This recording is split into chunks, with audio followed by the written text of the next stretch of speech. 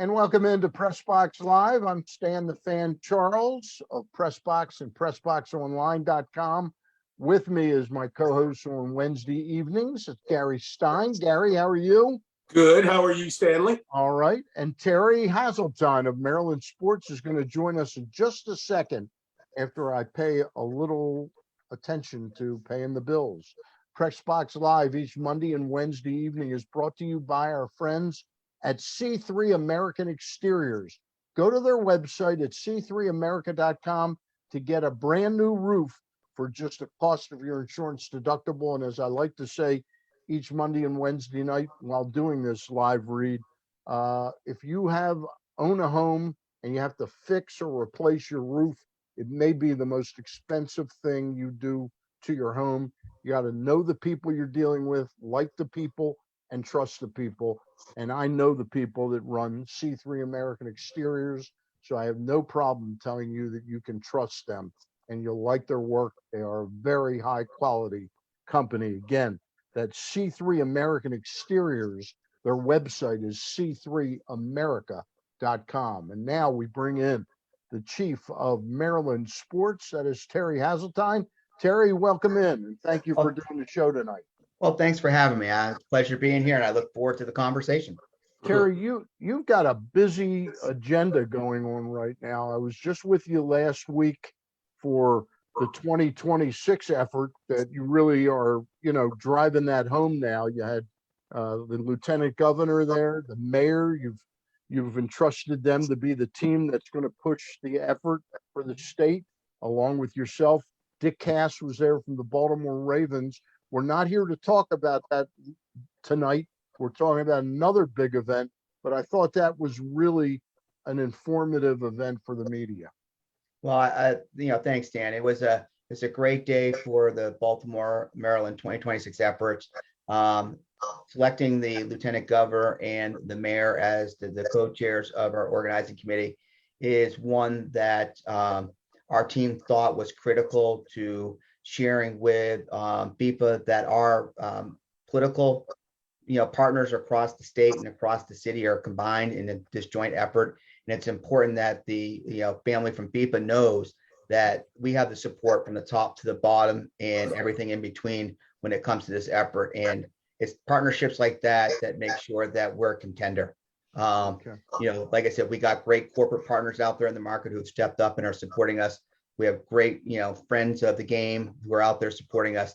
But to show that, our political leadership as well as our corporate leadership in the city and the state are behind this effort, resonates not only domestically but also abroad.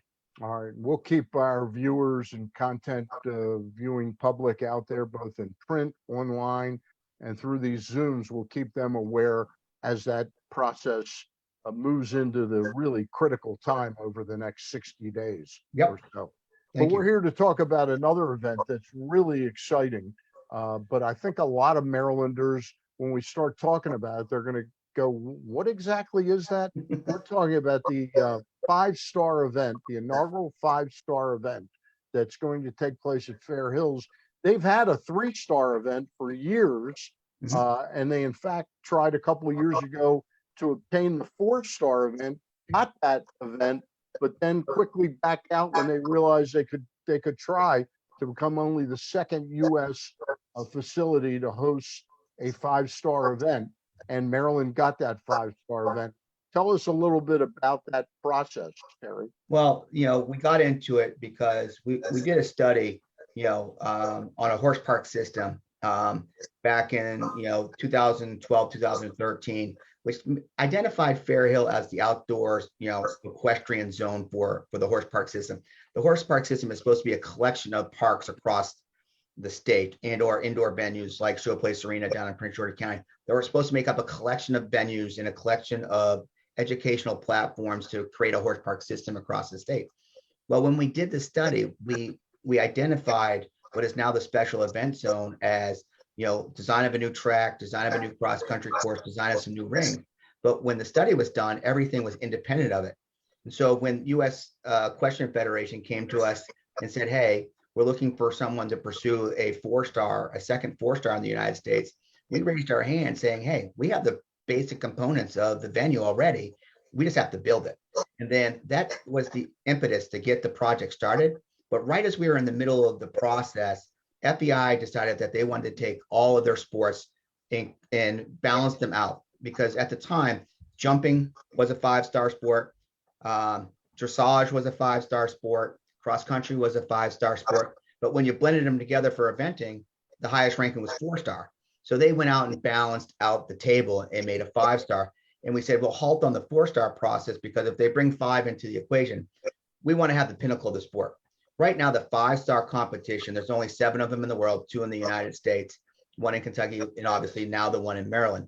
It's a higher competition than you'll see next week in the Olympics. So the jumps are a little more challenging. The distance of the course is a little bit more challenging.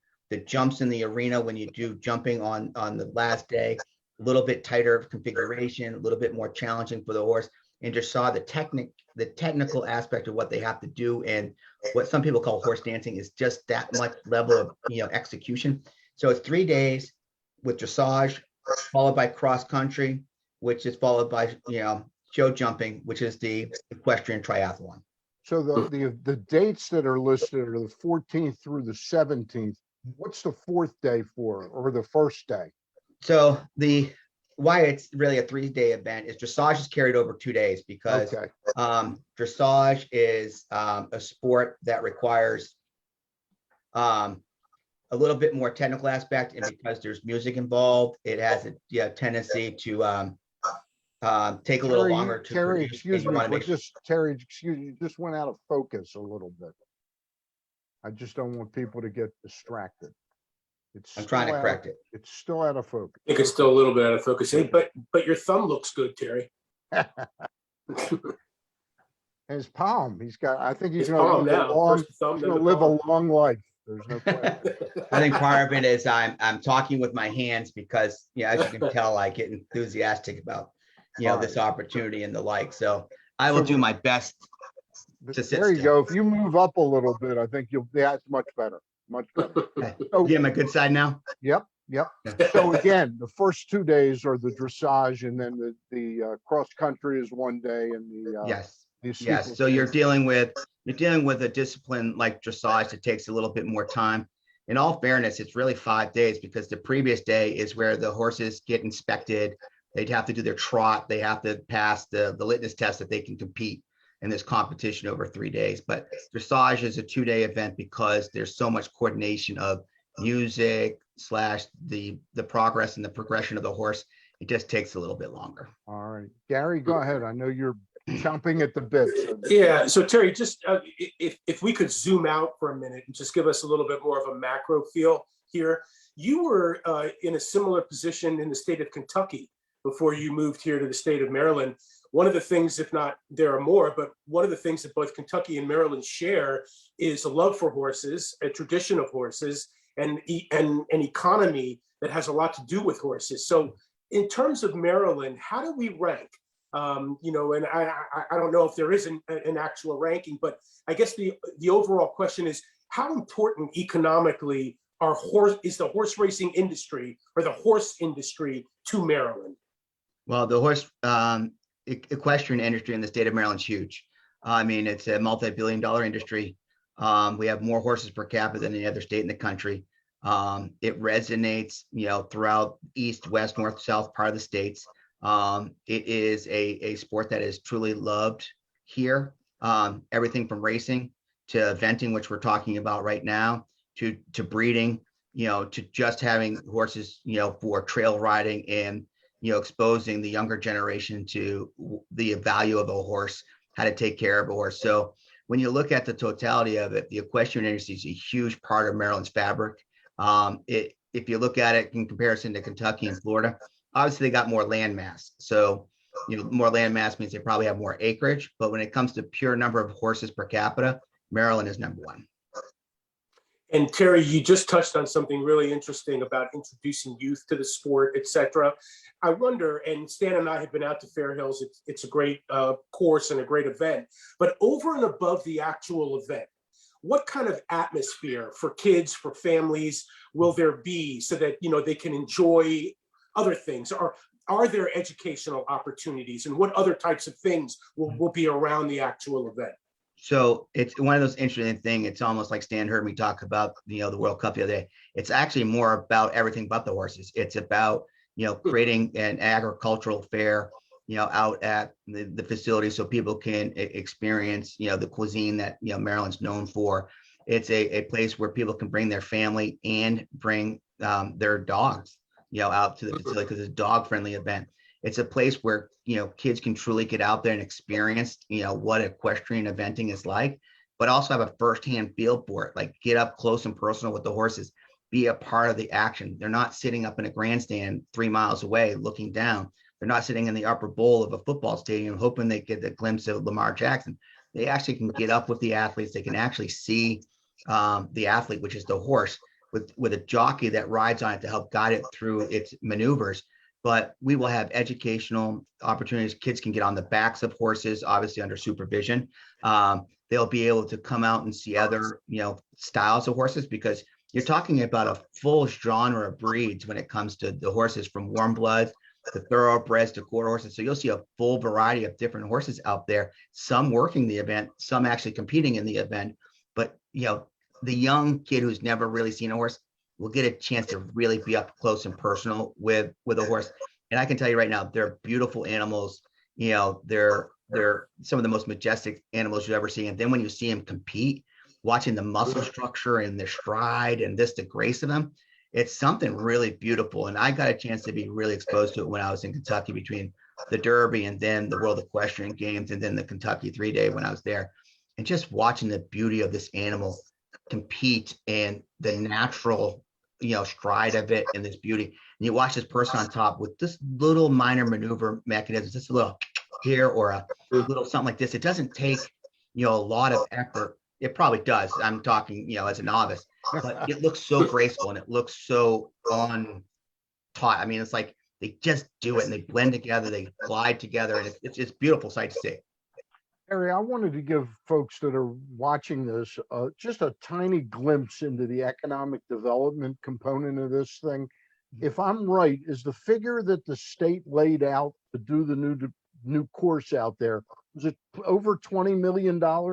So when you look at the totality of the venue, plus some of the water studies and things that were done, it just exceeds $20 million for the building of the Fair Hill Special Event Zone. And what you got there is you have a new turf course for steeplechasing and timber racing and flat track racing on turf. You have a new cross country course for the competition. You have 3 show rings and a new platform. If we needed to add a 4th, it's there as well. It added a new water source, new retaining ponds, and the like, as well as a way to capture water so those retaining ponds stay full as long as possible during the heat of the summer, so that we can maintain. And the last but not least, a dedicated irrigation system for the turf course, so that the investment of the state is going to be maintained, because the watering is there in order to maintain these world-class facilities. So what I was going to ask, the glimpse into the economic development, that's not money that Fair Hills is going to literally pay back to the state of Maryland. The state of Maryland is investing this money because it's going to, the event over time will pay for itself and then some, with taxes and things of that nature, correct? So you're looking at not only the 5-star event over the course of a period of time. So early on, we're anticipating somewhere between 30 to 35,000 people over the course of the competition. By year 5, based on what Burley's doing and what Bradminton's doing, Poe and others, and along with Kentucky, we anticipate we're going to have 80,000+ people over the course of time. They're going to fill hotels. They're going to fill restaurants. It's really a mid-Atlantic impact event because of the I-95 corridor. But Maryland will grab the lion's share of that because of ticket sales, hospitality sales, and concessions. So it's an event that will pay back over time, but it also makes us eligible now to host other world-class equestrian events out there. Show jumping is a huge sport across the globe. And now that we have these world-class rings, we can host some world-class show jumping events that we weren't previously eligible for because we just didn't have the terrain or the right rings and the surface for us to do that. Cross country is it sits independent of itself. It's usually tied to another sport. But now that we've built this facility, steeplechase dates will probably increase over time, along with timber racing. You add in there sports like reining and other, horse competition. We now have a venue that we can turn over, week in and week out to support the equestrian outdoor competition space. So the economics of it over time, it'll pay for itself probably threefold and then some. Thank you for that answer. One other aspect, and I was just at an event, you weren't there, but it was the event at Caves Valley about a week ago, 9 days ago or something, about the upcoming BMW Classic, which I know you're excited that the state of Maryland is hosting out there in Caves Valley. And they made a point of saying, hey, as soon as we posted, we're full on volunteers. And I know how important volunteers are for big events. What's the story with volunteers in this 5-star event coming up October 14th through the 17th? Do you need volunteers, and are you out pitching for them now? We always could use volunteers. I mean, they're the staple and the backbone of any event that happens anywhere in the United States and abroad. So yes, we've gone out maryland5star.us. There's a link there, sign up for volunteer. It just went out on social media as well as a media push to secure more volunteers, because in order to pull off, a world-class event, you need people who are obviously very entrenched into the equestrian sport, but you also need the generalists. You need the people who can come in and understand the basics of how people egress and regress around the facility and guide them. You need people who can get behind concession stands and merchandise stands and help us, sell the merchandise that's out there or support our vendors, out there. And, in all fairness, there's not some of them not so pretty jobs. Like, you got to make sure the facility remains clean. So people, feel that they're at a world-class event. The last thing you want to do is make sure trash cans and things like that are overflowing to a capacity. But when we have a good partner like DNR and our good partners in the Fair Hill Foundation, as well as the host organizing committee, the team is coming together and gelling really well. And Stan and Gary, before the call, we're talking about, an additional year of being off schedule by a year. Yeah, I mean, it's for really people, about some gelling of the team for and people out gelling of there, the people coming involved. for people out there, I'm sorry I interrupted you, but for people out there, this event was actually scheduled for last October, Yes. the inaugural, and because of the pandemic, it's giving you an extra year to prepare for this. Yeah. Yeah. So last year we were able to do the test event under the pandemic conditions. So we got to implement the testing standards, how we'd move people around. And if we had to go back into a quarantine type of environment, we got to do a virtual event where we did every day virtually. Some of that stuff was made out to the public, but we also got to go through the steps of what we would have been doing during the course of that day. So it really gave the team a chance to really meld together. I'll put this 5-star team up against anybody when it comes to, event understanding and hopefully will show in production, but it really helped them get gel. They now play off of each other. They know what people's strengths are, what their weaknesses are, and how to, overcome those things. They also know how to work with our other partners like Fair Hill International and the Fair Hill Foundation, as well as DNR and some of the other, entities that have to come into play, because they've had extra time to communicate, lay out a better roadmap, get a more robust game plan. So I am super excited for October of 2021. Finally, after about 6 years of talking about this thing, we're finally going to see it come to fruition. And that's going to be huge for the state of Maryland, huge for Cecil County, but huge for the equestrian industry to finally put this marquee event in the books and learn from it, and then have this thing be a iconic event that lives in the traditions of Maryland for many, many years to come. Terry, what kind of equestrian industry do the neighboring states have? The states of Virginia, Delaware, Pennsylvania. Is there competition there? There are venues in those states, smaller venues, more of small farms that might have a show ring or something like that. South PA is very rich in equestrian landscape.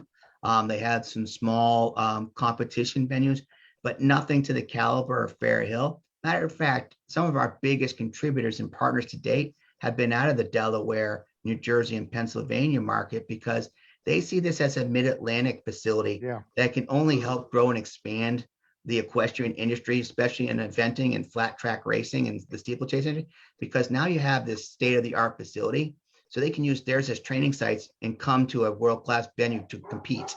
And that's the really exciting part, is that it wasn't just Marylanders that lifted their hands to say, I'm in. It was Delaware, Pennsylvania, New Jersey, Virginia, and others all said, hey, this is good for the greater Mid-Atlantic region. So we're all in on this. Yeah, someone's dog is real excited about it too. That's Hey, Pepper and PJ down there telling you the world that they're ready to go outside. Hey, Terry, I meant to ask you this actually the last time we had you on. We talked to you a lot about many different initiatives that you have going on. If it's not Fair Hill, it's the soccer coming up in 26, as Stan alluded to earlier. It's the bike race, unfortunately not going to happen. And any and all different events that you're part of. But when it comes to horses, when it comes to equestrian, when it comes to racing, you have a special, like you said, smile or like grin on your face, and you get excited about it. And I just wonder, when you took the job in Maryland from Kentucky, would you have taken a job in another state that wasn't as tied to the equestrian industry as Maryland is? Because you seem to have a natural affinity for it.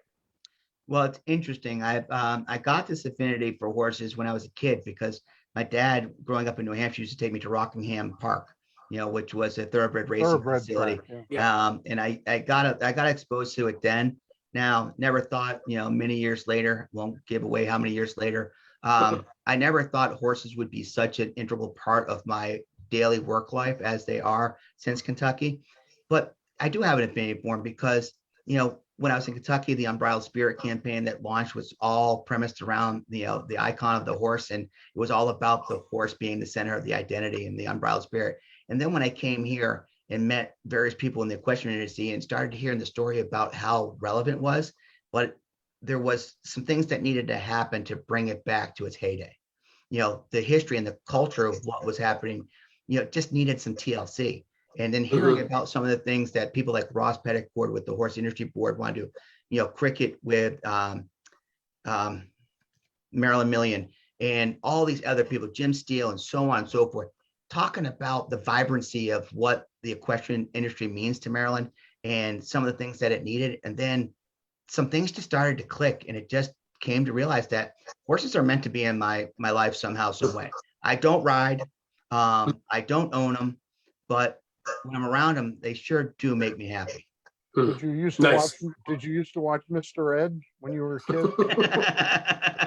kid? Sometimes I feel like Mr. Ed. We're talking to Terry Hasseltine, the director of Maryland Sports, and we're talking tonight about the inaugural 5-star event coming to Fair Hills in Cecil County, October 14th to the 17th. Can I get back just for 1 second to my volunteering question? Yeah. So if somebody heard that answer that you are looking, what would you do? Would you go to the website? Go to maryland5star.us. Right there on the main page is a link to volunteering.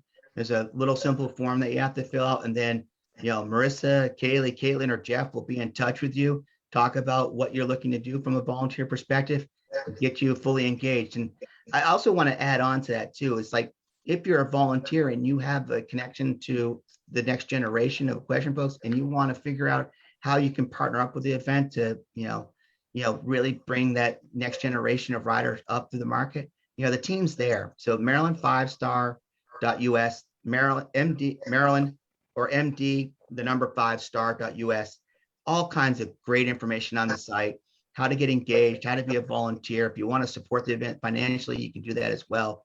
The team has done a tremendous job, and that site has more information and content than I could ever talk about. Terry, of all the events that you work on, and you've done a whole host of them. You've brought friendlies to Baltimore, soccer friendly matches, Army, Navy to Baltimore, the Do Tour, all these different things. Do you find that this is the most challenging in the need to educate people to what the event is all about, and there's sort of a longer range plan to sort of do that than the fact, Army Navy's coming to town. People know what that is. Yeah. Well, certain events come with automatic cachet. I mean, I don't have to explain American football. I don't have to explain the global game of football. I don't have to explain baseball, or you keep going down the list. But when it comes to a question, everybody, when you hear the word equestrian, automatically goes to the racing side. It's horses running around a track. And when I try to explain to them, this is a competition over multiple days, same horse, same rider, males competing with females equally on the competition surface, it takes a while to get them to understand that, so they're race against time and they're race against score. So they're accumulating time and score over the course of the 3 days for the best score. It's almost like golf. You're shooting for the lowest score. So you're shooting for the lowest score and the lowest time. And yeah, it's getting people to understand it. But I'm telling you right now, come out on cross country day. I'm telling you right now, come out on Saturday. Tell the family nothing happens in the house until you come out to cross country day. Once you experience cross country day, you'll be hooked. It's cool. It's got a great vibe and all the things that go around it. The horses are obviously, fabulous along with the competitors, but all the things that are surrounding cross country, that's where your biggest, gathering of people are. And then come out on Sunday to see how you take this big horse that you just saw sprint over these galloping, terrain, jumping over these obstacles that you and I would take hours to scale. They do it in a hop, skip, and a jump, and they do it over the course of about 4 miles. And then you come out the next day and you watch the grace of them jumping around the show jumping arena. You sit there like going, holy smoke, I can't believe this is the same horse. No way the horse can do both of these things.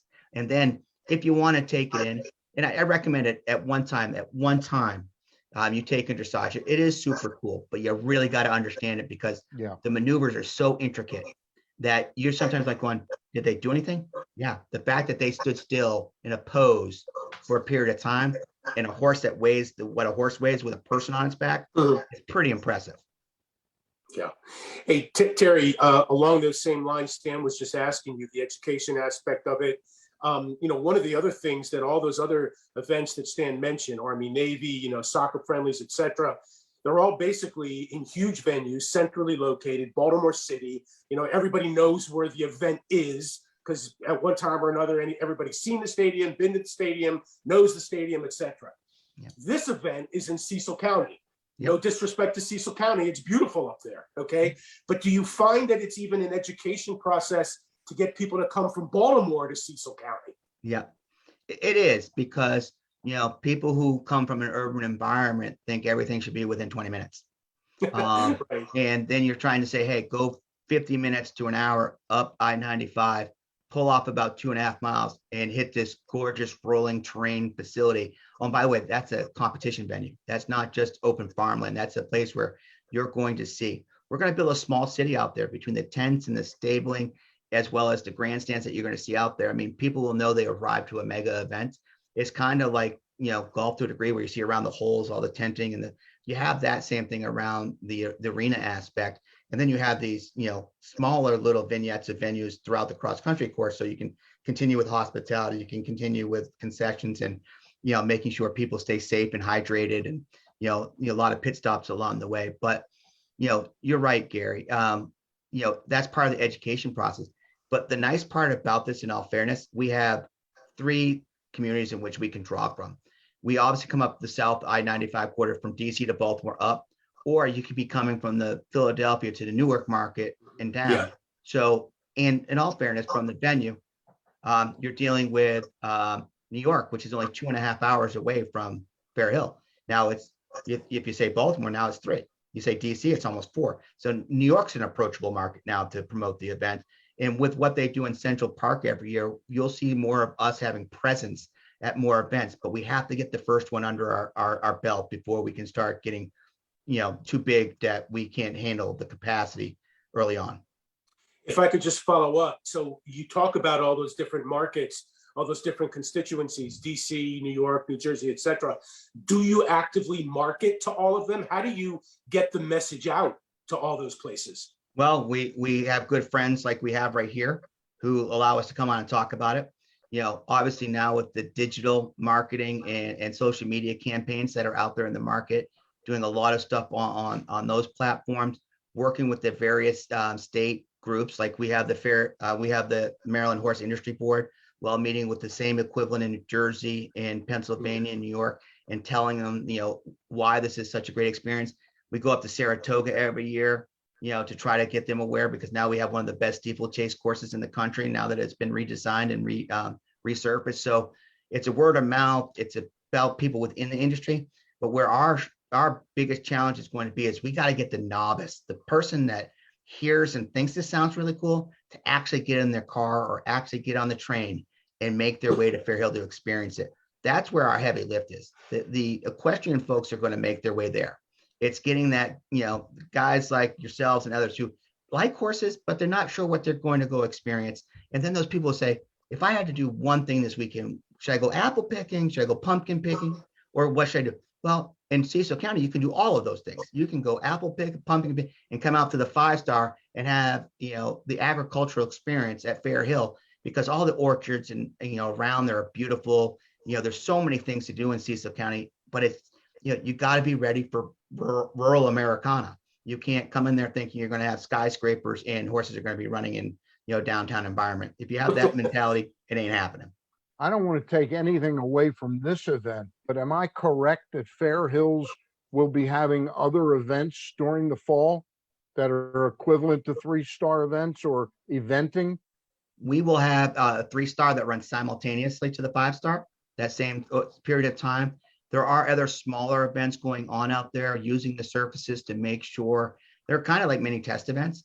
But the Fair Hill International runs a series of equestrian events throughout the entire year, and they're moving some of their portfolio over to the special event zone so that some things can be tested out. Make sure that when we bring in, the best of the best, that we're not going, oh, nothing's ever run over this thing, I hope everything goes okay.